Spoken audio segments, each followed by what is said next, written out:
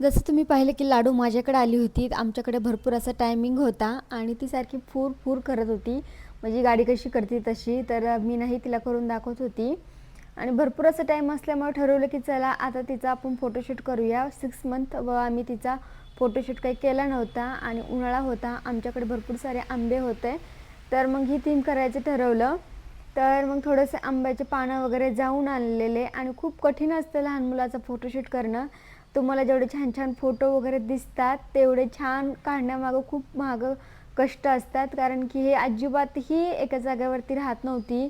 पानं घे, तिचा जो झोका बनवला त्याचं काढून घेत होती, सारखं काही ना काही करत होती. तिला आंबा खायला दिला तरीही ती काहीच ऐकत नव्हती. कसेबसे आम्ही तिचे छान छानसे थोडेसे शॉट काढले आणि काही फोटोज पण काढले. आठवण म्हणून आपण पाहतो ना नंतर, त्याच्यामुळे मग करतो. आता ट्रेंड पण आहे म्हणून प्रत्येक मंथमध्ये फोटोशूट करायचा म्हणून आम्ही हे तो फॉलो करतोय.